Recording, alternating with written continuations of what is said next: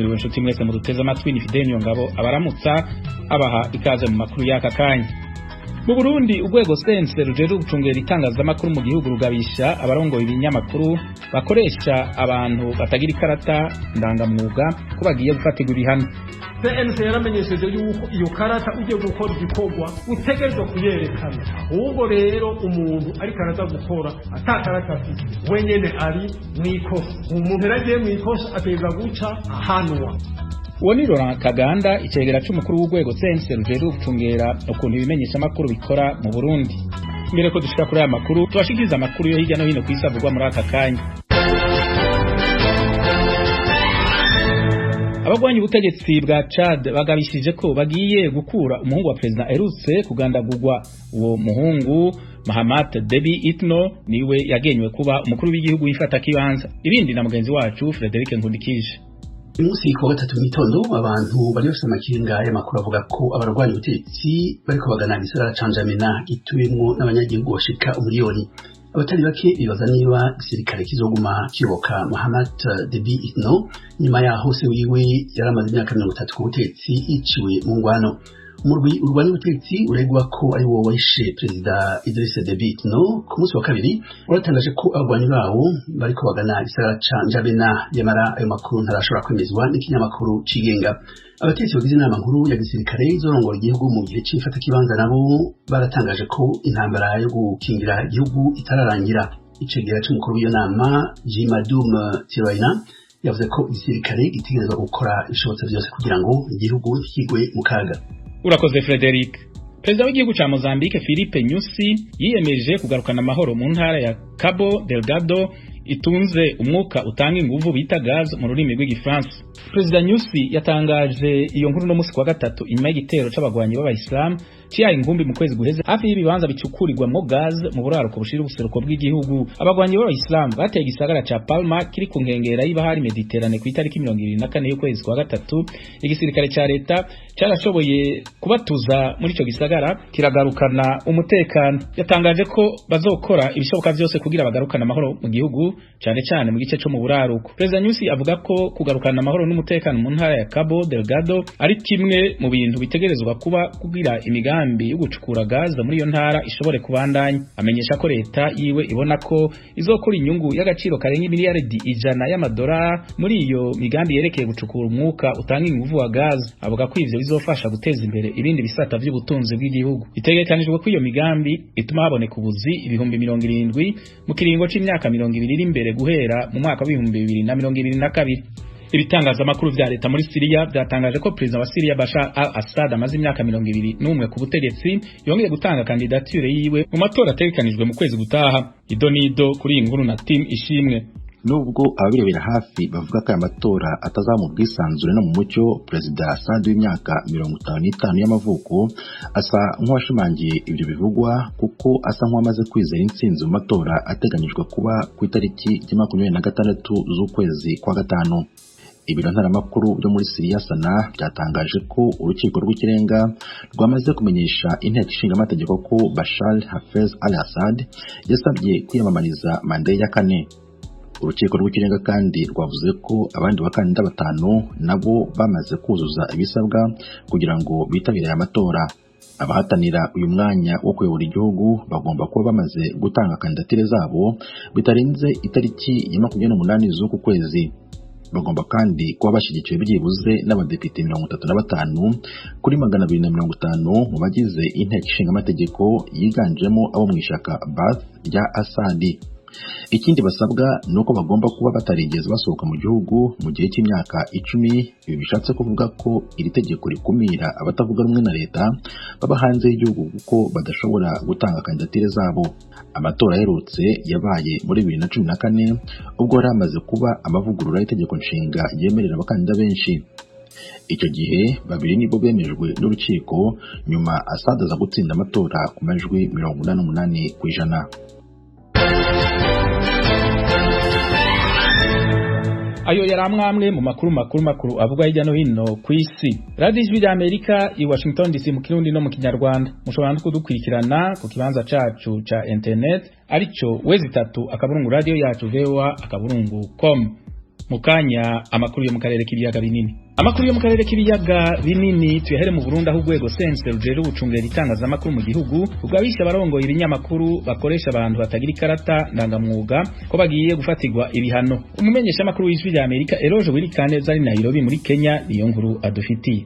Inama yo kuri wa gatatu yari intumbero nyamukuru zitatu nkuko vyamenyeshejwe na Laurent Kaganda icegera c'umukuru w'urwego sense rujejwe gucungera ukuntu ibinyamakuru bikora mu Burundi kwari kwiga amadosiye y'ibinyamakuru bishasha bigomba kugurura canke ivyahora bikeneye kongeramwo imihora ukunegura amakosa akorwa n'ibinyamakuru hamwe no kuraba aho igikorwa co kuganira n'ibinyamakuru vyugawe canke biri mu bihano kigeze kuva Perezida Evariste Ndayishimiye abitegetse kwa 28 ukwezi kwa mbere kw'ino ngingo ya nyuma Kaganda yavuze ko ibiganiro bikomeza ku giti c'umwe wese mbere babwire ko higeje ku munsi wa mbere twakiriye abaserukira iradio Ijwi ry'Abanyamerika VOA ejo dutegekanya kwakira isaha 3 abaserukira iradio y'Ingozi Ntumbero FM ku munsi wa gatanu tuzoca twakira abaserukira BBC hanyuma turangene twoyaga kuko ya nama ya mbere twagira itariki mu y'ukwezi kwa kabiri kwari kubamenyesha ko ibiganiro na CNC bitanguye hanyuma umwe wese kubera ko yugawe kuri ibi bituma cyane kubindi ataradio yugawe kubera ibituma asangiye n'abandi umwe wese aza kugaswe kiwe kugira ngo duce dushira umukono ku masezerano yo gutangura gukora kugira ngo turabe ko twoteza imbere umwuga ukumenyesha amakuru kuko ibimenyesha amakuru navyo nyene ntitwobisiga inyuma kandi byaravuzwe n'abubaho b'igihugu bati nta gutera imbere kutarimo abamenyesha amakuru. Kaganda yungirije umukuru w'ikigo gicungera itangazamakuru mu Burundi yanagabishije abanyamwuga bakora badafite ikarata ibaranga.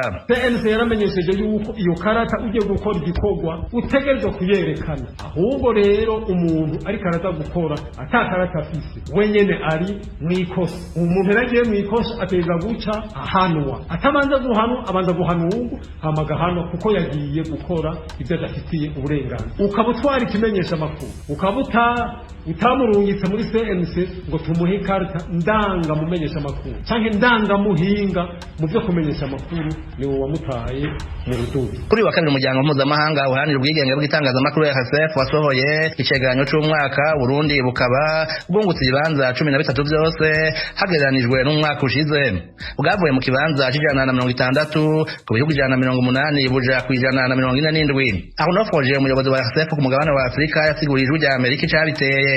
J'en veux pour preuve évidemment la libération et la grâce accordée aux 4 journalistes. Atubwa mbere n'ingingo ya perezida yo kurekura no guha ikigongwe abamenyesha amakuru bane b'ikinyamakuru iwacu bari bamaze umwaka urenga bafungiye ubusa ugushaka kwa perezida ko kugurura amaradiyo yugawe ndetse imwe muri zo Bonesha FM ikaba yaramaze kugururwa igisata c'ikimenyesha amakuru iwacu naco nyene caruguruwe ibiganiro byaratanguye kugira ngo amaradiyo mpuzamakungu nka BBC n'Ijwi rya Amerika yugururwe n'ibindi twizeye ko utwo twigoro tuzobananya kugira ngo abamenyesha amakuru bakore bigenga dans un environnement beaucoup plus serein beaucoup plus libre. Ariko nubwo kuva mu 2015 haturiwe bimwe mu binyamakuru vyigenga abanyamakuru barenga 100 bagahunga igihugu inyuma y'irikwa ry'ubutegetsi ryaburijwemo ibaye inshuro ya mbere Uburundi budubugije amanota urwego sense ntaco rwashimye kubivugako ico kibazo rero cyateza kubariza hariho bya biganiro bihora biba hagati y'abavugizi b'inzego canke iyo nyenicubahiro mukuru w'igihugu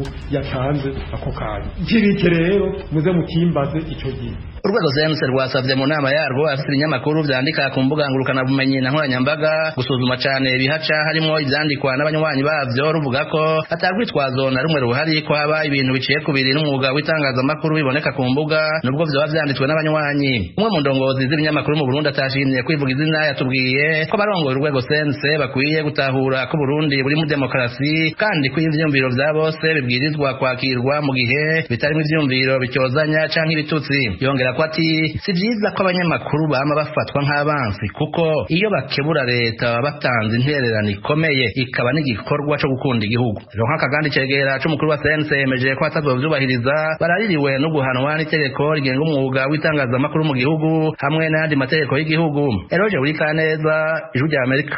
Turagushimiye Eloge. Iwanyu mu ntara. iwanyu mu ntara. Ni ikiganiro kibashikiriza amakuru avugwa ahanini mu ntara no mu makambi y'impunzi z'abarundi ari muri Tanzania, mu Rwanda, muri Uganda no muri Repubulika Iharanira Demokarasi ya Kongo.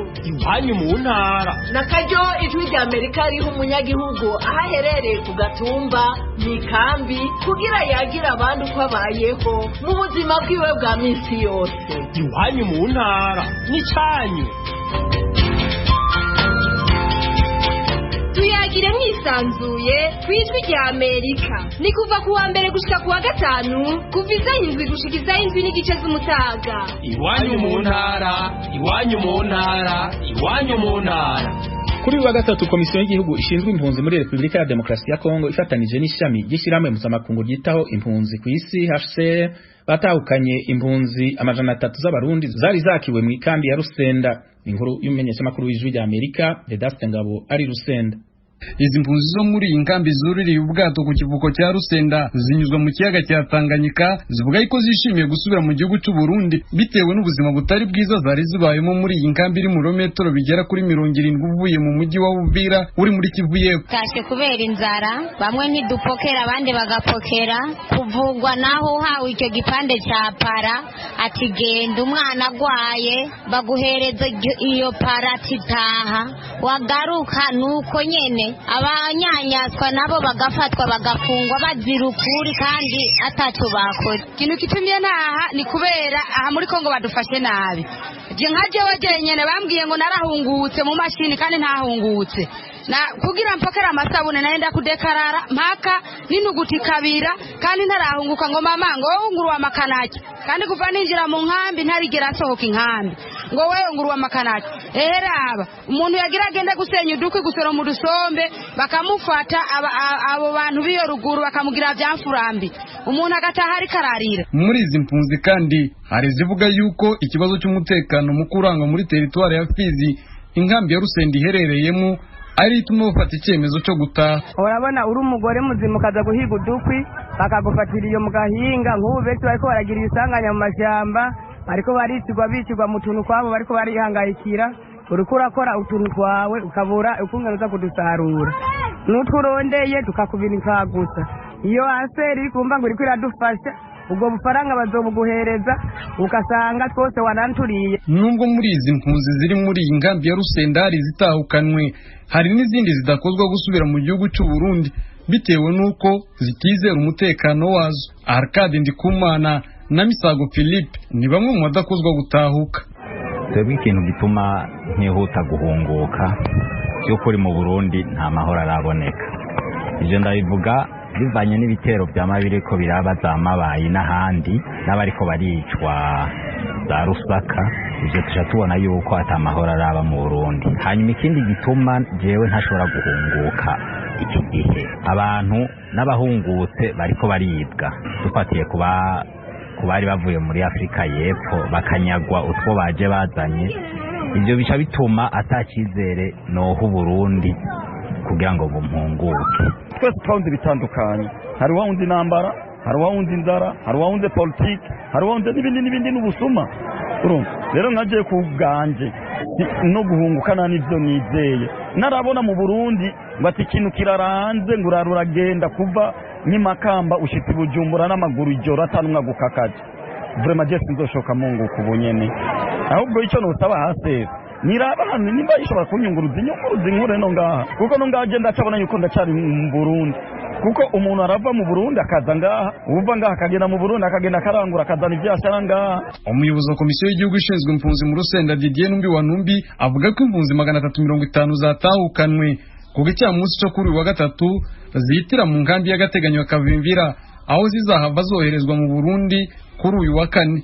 Biteganyijwe yuko izindi mpunzi 350 zizatahukanwa kwa gatanu w'icyumweru gita. Mumenye yuko muri inkambi ya Rusenda irimo impunzi z'abarundi zirenga 30,000 naho muri Repubulika ya Demokarasi ya Kongo hari impunzi z'abarundi zirenga 45,000 aho amaze gutahukanwa impunzi zirenga 3,000. Vedaste Ngabo ku bwa Radio Ijwi rya Amerika mu Rusenda mu ntara Kivu y'Epfo. Urakoze Vedaste kuri iyo nkuru. bakunze baradijwe rya Amerika mutuye mu burasirazuba bwa Repubulika ya Demokarasi ya Kongo tubararikire kujya mukurikira ibiganiro byacu ku maradiyo akurikira. Radio Communautaire La Voix de Mikeno ibunagana ni ku murongo wa FM 99 n'ibice birindwi. Radio Ngoma na Amani mu mujyi wa Baraka kuri FM 88 n'ibice 8.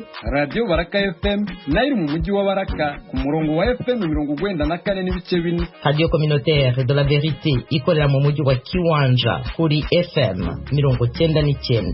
Naba dukurikira bari mu majyepfo ya Uganda mwakumva ibiganiro byacu kuri radio Ijwi Riyobora Voice of Muhabura ku murongo wa FM 88 n'ibice 9. Ndi Radio Ijwi ry'Amerika iminsi yose kuva kuwa mbere kugera ku cyumweru. Ubuzima bwo mu mutwe ntibukunda kwitabwaho uko bikwiye. Umuntu aragwara ikindi gice cy'umubiri akitabaza abaganga, ariko iyo bigeze ku buzima bwo mu mutwe kenshi bituma bacigwa ivomo. Umuntu agatinya ko niyaja kwivuza bamwita umusazi, bamwe ibibazo bakabimarana igihe kirekire yamara vyoshobora kuronkerwa inyishu. Kugira ibibazo byo mu mutwe ni ibintu bisanzwe kandi biba ku bantu batandukanye. Emmanuel Nyampatsi numuhinga akora mu buryo bw'umwuga avura abantu bafise ibibazo byo kwiyumvira byavuye ku bikomere byo ku mutima bahuye navyo mu mateka yabo mu buryo butandukanye. Aramara impungenge abatinya kwivuza, abakangurira kwitura abahinga bazobafasha kurengera ubuzima bwabo. Ni naco ahanini cyatumye nawe ubwiwe yitangira uwo murimo agashinga ivuriro ryiwe. Atangura atubwira igihe yatanguriye n'aho akorera muri iki gihe. Ni mu kiganiro na mugenzi wacu Eugenie Mukankusi.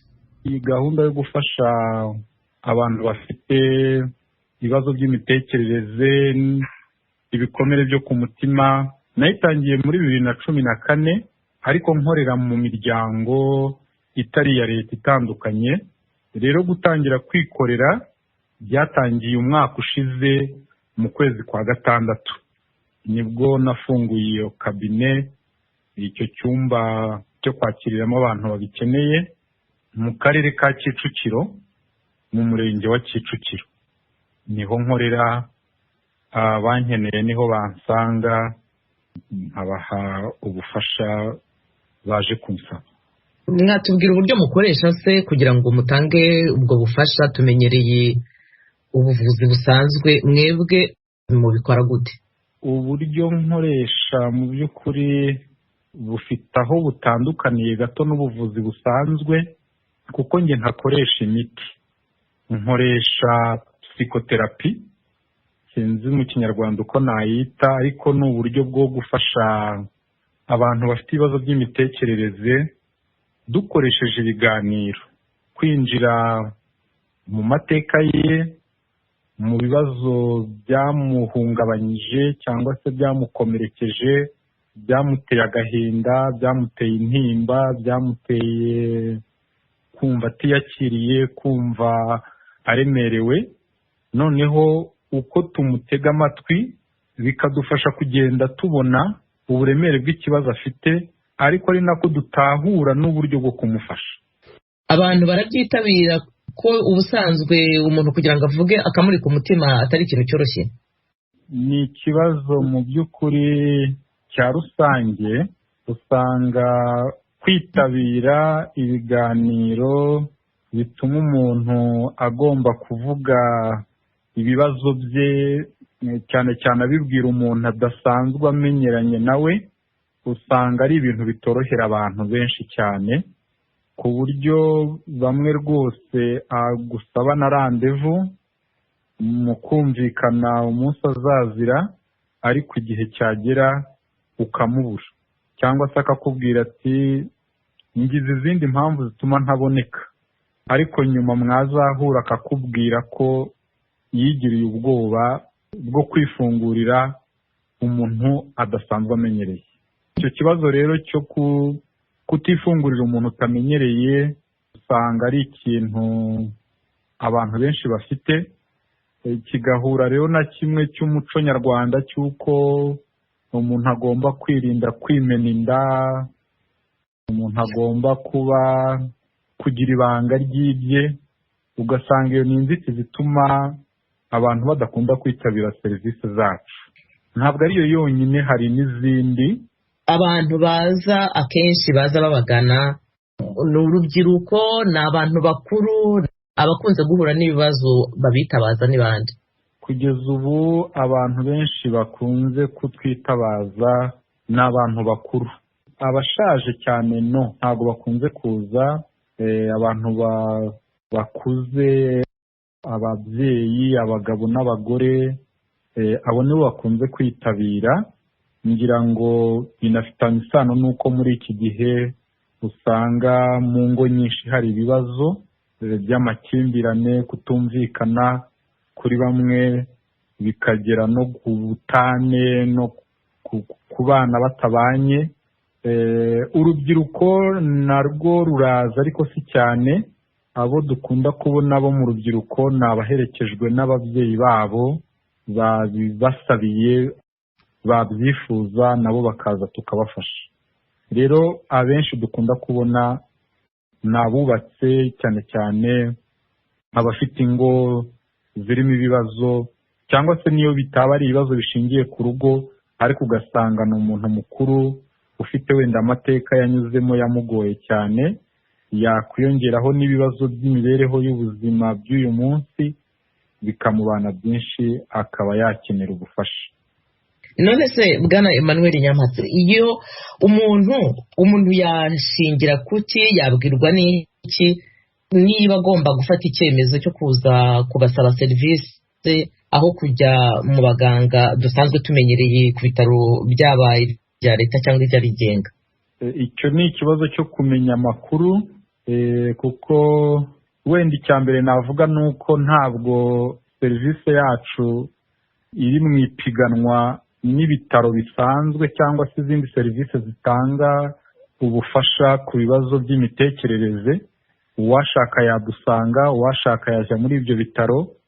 Ikinyuranyo ni uko twebwe twinjira cyane mu mateka umuntu yanyuzemo, twinjira mu bibazo umuntu afite, twinjira cyane mu gahinda, mu ntimba, mu mujinya, dushaka imizi y'ibyo bibazo kugira ngo ibisubizo binaturuke muri we.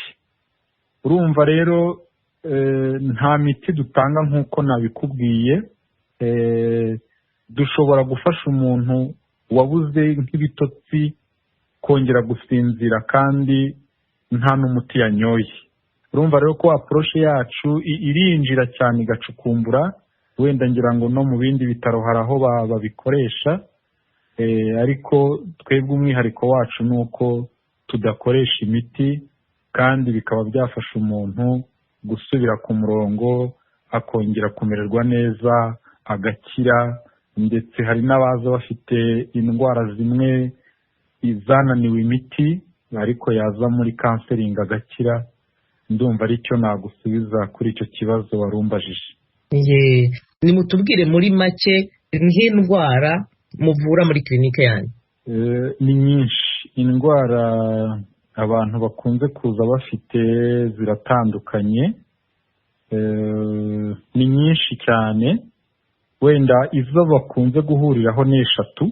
Iya mbere inafite n'umubare mwinshi mu Rwanda, mpereye nko ku bushakashatsi bwakozwe n'ishami ry'ubuzima n'abashinzwe ishami ry'ubuzima bwo mu mutwe muri Minisiteri y'Ubuzima. Ni ubushakashatsi bwakozwe muri 2018 ariko butangazwa mu kwa mbere 2019. Indwara yitwa depression, yita indwara y'agahinda gakabije, ifite umubare munini w'abanyarwanda kurusha izindi. Ukunze gusanga koko abantu benshi badusanga baza bayifite. Ni indwara rero ntabwo twakwinjira mu biyiranga byose, ariko bimwe navugamo nuko ari agahinda kavanze no gucika intege, aho umuntu aba yaracitse intege mu buzima, yumva ubwihebe bwinshi muri we, ibyamushishikazaga bitakimushishikaje kuri bamwe, ndetse yumva ashaka kwiyahura. Hari n'ababa barabigerageje bikabananira, cyangwa se guhora umuntu yumva arakaye. cyangwa se ahindagurika, rimwe akumva arishimye ubundi akumva uburakari buramurenze. Ni indwara kandi ikunze kujyana n'ibintu byo kwigunga, umuntu akumva yaba wenyine, nta bantu ashaka kwegera, ndetse n'abaje bamusanga akumva yabahunga. Ikanajyana kandi n'ibintu byo kuzinukwa mu buryo bwose, kuzinukwa ubuzima, kuzinukwa ibiryo, kuzinukwa imibanire, kuzinukwa imibonano mpuzabitsina, kuzinukwa ibirori, kuzinukwa ibintu byinshi bitandukanye umuntu yabaga ashishikariye, cyangwa se guhorana umunaniro kandi nta n'icyo umuntu yakoze ariko ugahora wumva umubiri wawe unaniwe, cyangwa se kwibona mu ruhande rubi gusa. Hari ukuntu usanga umuntu ufite iki kibazo iteka yibona nabi, yicira urubanza, yumva ari umuntu mubi, yumva adakwiriye kubaho nk'abandi, adakwiriye kwishima nk'abandi, akaba yanahorana n'inkomanga ku mutima. Ibyo byose ni bimwe mu bimenyetso bikunze kuranga iyi ndwara bita depression mu rurimi rw'amahanga, ariko wumva kubera kuvugwa cyane abantu bamaze kuyimenyera. Ubundi uburyo nyabwo kuvuga ni depressive disorders, ariko ugasanga ibyo bimenyetso bikunze kuranga abantu bayifite. Iyo ni imwe mu zo twakira. Iya kabiri ni PTSD, post traumatic stress disorder, mu kinyarwanda twayita niyo bita ihungabana mu by'ukuri. Trauma nayo ngira ngo ni ijambo rimaze kumenyerwa cyane, bati kanaka afite trauma. Iyo ni indwara ivanga agahinda n'ubwoba, igashingira cyane ku mateka mabi umuntu yanyuzemo. Muri iki gihe turi kwibuka jenoside yakorewe abatutsi ku nshuro ya 27, biradusubiza mu mateka y'ihungabana abantu bagiye banyuramo, ndetse bamwe bagifite kugeza n'uyu munsi. Kwicirwa bawe, gusenyerwa, kubura ibyawe byose, ni ibintu bito